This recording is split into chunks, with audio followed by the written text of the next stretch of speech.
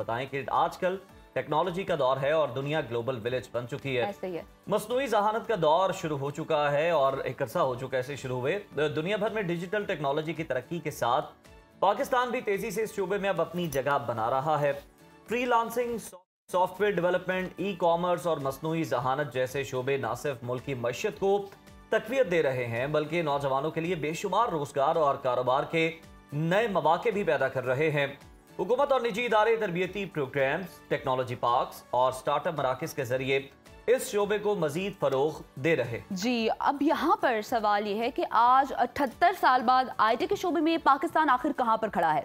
IT के मैदान की अगर बात की जाए तो उसमें हमारे नौजवान की जो डायरेक्शन है वो किस हद तक दुरुस्त है और अपनी महारतों को किस तरह से बेहतर बना सकते हैं नौजवान, इन पहलुओं पर भी हम लोग गुफ्तगू करेंगे। और इस वक्त हमारे साथ इंतहाई अहम शख्सियत मौजूद हैं। MBBS डॉक्टर होने के बावजूद उन्होंने वक्त के तकाज़ों को समझते हुए अपना करियर ही तब्दील कर दिया जी, और अमेरिका में जाकर इंजीनियर बने हैं, डाटा सिक्योरिटी महारत हासिल की है और दुनिया की नामवर कंपनियों के साथ काम किया है। हम बात कर रहे हैं डॉक्टर शहबाज राना साहब की और बहुत बहुत उनको वेलकम भी कहेंगे। उज़ैर, खुशामदीद डॉक्टर साहब। सबसे पहले और हम आपसे जो पहला सवाल है बुनियादी वो यही करने वाले हैं कि हर वालिदैन की जो ख्वाहिश है वो यही होती है कि उनका बच्चा पढ़ लिख कर कोई डॉक्टर बन जाए, कोई इंजीनियर बन जाए, मगर आप तो डॉक्टर बन भी गए और इंजीनियर भी। आपका सफर कैसे शुरू हुआ और आप सॉफ्टवेयर इंजीनियर आखिर आपको क्यों बनना पड़ा मेडिकल को छोड़? जी अस्सलाम वालेकुम। सबसे पहले तो बहुत शुक्रिया आपने तो इनवाइट किया।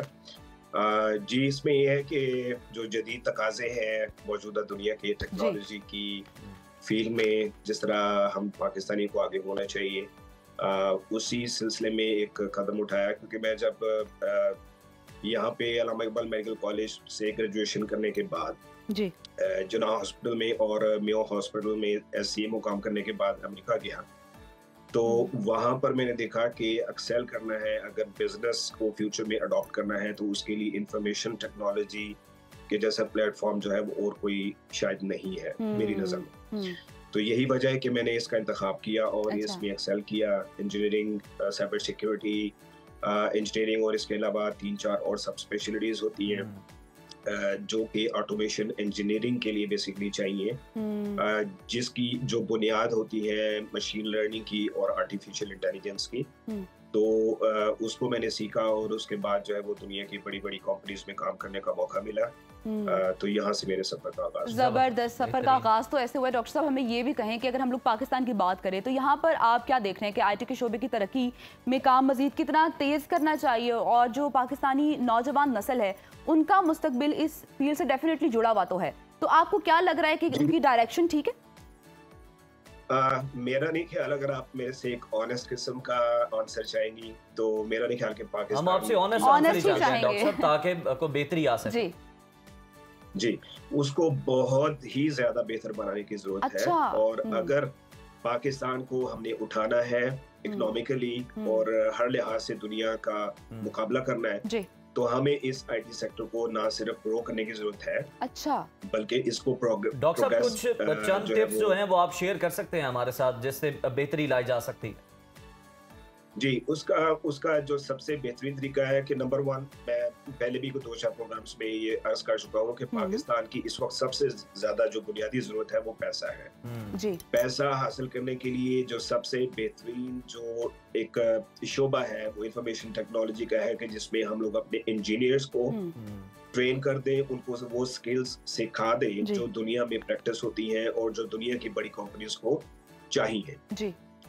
उसकी मिसाल हमारा पड़ोसी मुल्क है, उनका इंफॉर्मेशन जो टेक्नोलॉजी का ऑफशोर डिपार्टमेंट है वो बहुत ज्यादा स्ट्रॉन्ग है। ठीक है। और हमें पाकिस्तान को उससे भी ज्यादा स्ट्रॉन्ग करने की जरूरत है। जबरदस्त। डॉक्टर साहब, आपकी बात को ही लेकर आगे जाना चाहूंगी। जैसे कि आपने कहा है कि कुछ स्किल्स में आपको पॉलिश कर देना चाहिए अपनी नौजवान नस्ल को। जिस शख्स ने आगाज करना है, हमें ये बताएं कि आगाज में वो किस इस फील्ड में स्किल्ड हो। जैसे आईटी की भी हम बात करें तो बहुत ज्यादा फैल चुका है ये शोबा, तो कौन कौन सी वो बेसिक नीड्स हैं जो आपको पता होनी चाहिए और उनमें आपको स्किल्ड होना चाहिए आईटी के हवाले से? जी, जैसा कि आप लोगों को इल्म है कि आजकल मशीन लर्निंग और आर्टिफिशियल इंटेलिजेंस एक फ्यूचर का एक पैराडाइम सेट कर रही है। जी। तो उसकी बैक पे जो कंपनीज के प्रोसेसेस होते हैं जिसमें ऑटोमेशन इंजीनियरिंग काम आती है, जी, हमारे नौजवानों को ऑटोमेशन इंजीनियरिंग को सीखना चाहिए। ठीक है। हमारा जो कंप्यूटर मास्टर है वो इस काबिल नहीं होता कि ऑटोमेशन प्रोसेसेस को वो किसी भी कंपनीज की जो जरूरत होती है उसको मीट कर सके। तो हमें टिपिकली और स्पेसिफिकली जो ऑटोमेशन इंजीनियरिंग है, जिसमें आप मुख्तलिफ टास्क होते हैं या जो ऑपरेशनलाइजेशन होती है कंपनीज के अंदर, उसको हम लोग ऑटोमेट कर सके। क्योंकि आजकल का जमाना है कि 10 बंदों का काम एक बंदे से, एक इंजीनियर से लिया जाता है, और वो इंजीनियर इस काबिल होने चाहिए कि वो ऑटोमेट कर सके तमाम टास्क्स को, तमाम प्रोसेसेस को। तो हमें अपने नौजवानों को ऑटोमेशन इंजीनियरिंग की तरफ लेके जाना चाहिए। और उसके लिए हम लोग पाकिस्तान से बाहर जो बैठे हैं, हम लोग बड़ी बड़ी दुनिया की कंपनीज में काम करते हैं, हमारा एक्सपीरियंस है। मुझे खुद गूगल में काम करने का एक्सपीरियंस हुआ है, अमेरिकन बैंक्स है उनमें काम करने का एक्सपीरियंस हुआ है, और अभी भी मैं अमेरिका का एक 10वां बड़ा बैंक है उसमें मैं वाइस प्रेसिडेंट के तौर पर काम करता हूँ। तो हम लोगों के पास वो तमाम लॉजिस्टिक्स और स्किल सेट मौजूद है। हम अपने बच्चों को सिखा सकते हैं, उनको इस काबिल बना सकते हैं। और पाकिस्तान बिल्कुल डॉक्टर साहब, हम चाहते भी यही हैं कि आपकी मौजूदगी से जो है इन नौजवानों का भला हो जो कि इस फील्ड के अंदर आना चाहते हैं, आईटी के अंदर, क्योंकि अब यही फील्ड है जो कि इस वक्त तरक्की कर रही है, ग्रो कर रही है। सर, कब तक हम इस काबिल हो जाएंगे कि हमारे जो नौजवान है ये एआई में महारत हासिल कर लेंगे? उसके अलावा ये साइबर सिक्योरिटी में डाटा साइंटिस्ट की बड़ी मांग है बाहर की दुनिया में, तो ये ने कहाँ से बेहतरीन अंदाज में सिखाया जा सकता है कि ये बाहर जाकर अपना नाम बना सके और मुल्क का नाम भी रोशन कर सके? एग्जैक्टली, आपने बिल्कुल सही पॉइंट आउट किया है। इसका मैं एक सिंपल सा आंसर ये देना चाहूंगा कि हम लोग एक साल के अंदर अगर आप मुझे 1 लाख स्टूडेंट दे दें, 1 लाख इंजीनियर दे दें, जिनका जरूरी नहीं है कि कंप्यूटर बैकग्राउंड हो या ना हो, अगर 1 लाख दे दे तो बिलीव मी 1 साल के अंदर हम लोग $2-3 बिलियन इकट्ठा कर सकते हैं। और इसमें हमारे नौजवानों के लिए एक बड़ी खुशाइन किस्म की खबर भी है, उनका फ्यूचर है, उनके करियर्स बन सकते हैं।